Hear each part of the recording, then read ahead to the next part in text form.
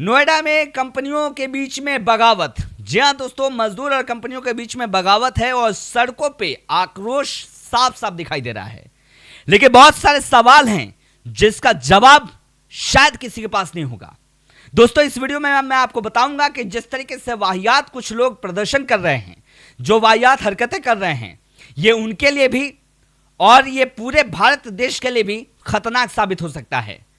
दरअसल अभी नोएडा में 2-3 दिनों से सैलरी को लेकर बातें हो रही हैं। मजदूर और कंपनियों के बीच में जिस तरीके से हंगामा देखने को मिल रहा है, यह हंगामा दिन पर दिन बढ़ता गया और यह हंगामा इतना बढ़ जाएगा ये किसी को आइडिया नहीं था। चलिए ठीक है, मैं ये नहीं कहता कि आपका हक है आप चुपचाप बैठे रहो। ठीक है, अपनी सैलरी का डिमांड कर रहे हो, आपकी और कंपनी के बीच में जो बातें हैं वो बिल्कुल वाजिब है, करनी चाहिए। लेकिन क्या आप इस तरीके से हरकत करोगे जिसके बाद सामने वाले पर्सन को परेशानी में आ जाए? आप कंपनी के शीशे तोड़ रहे हो, आप कंपनी के गेट तोड़ रहे हो। हमारे पुलिस प्रशासन के लोग जो इतने कड़ी तपस्या के साथ जो है हेल्प करते हैं, एनी टाइम अवेलेबल होते हैं, उनकी वैन को, हमारे पुलिसकर्मी वैन को उठाकर पलटते हो और तो और आग लगाने की कोशिश करते हो। क्या यह तरीका है? जो लोग महात्मा गांधी को पूछते हैं, जो लोग महात्मा गांधी की बातें करते हैं, अगर उन बातों पर चलने की बात हो जाए ना, तो ये वो लोग हैं इनके पिछवाड़े से धुआं निकल जाए।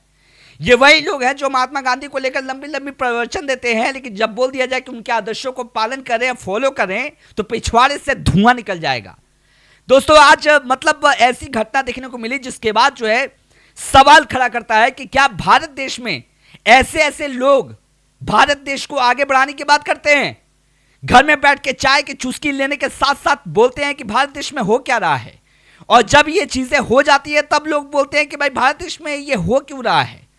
भाई साहब, जिस तरीके से आज मैं ऑफिस निकल रहा था, ऑफिस जाने का रास्ता जो कुछ दूरी की मैं बात करूं, 15 मिनट का रास्ता 2 से 2.5 घंटे लग गए ऑफिस पहुंचने में।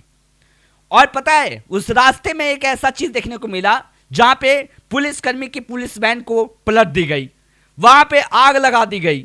जिस तरीके से हरकतें हो रही हैं, पुलिस भाइयों पे पत्थर चलाए जा रहे हैं, क्या यह तरीका सही है? यह तरीका बिल्कुल गलत है। चलो मैं मान लिया आपकी सैलरी बढ़ जाती है इन सब चीजों के करने से, लेकिन उसके बाद क्या उसके बाद ये सारी भीड़ आपके साथ जॉब करते रहेगी? भाई साहब, कंपनी के पास 1000 तरीके हैं आपको यूं निकालने के लिए, और आपके पास एक भी तरीका नहीं है सरवाइव करने के लिए।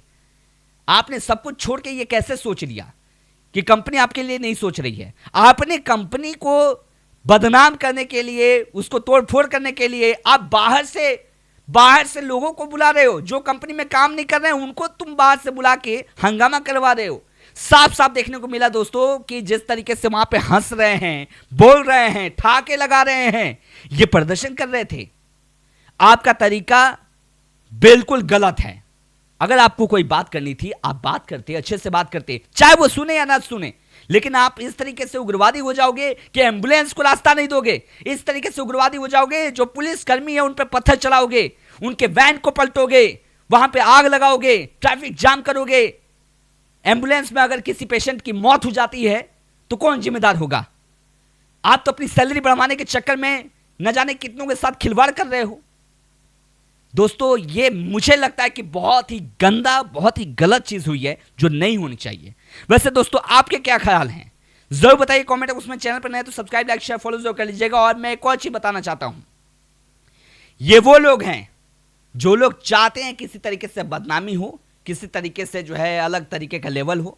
मैं ये नहीं कहता कि आप बिल्कुल मत आवाज उठाओ, लेकिन आवाज उठाने का ये तरीका नहीं है कि किसी के लाशों पे चल दें, किसी का परिवार है उस परिवार को पत्थर मारें।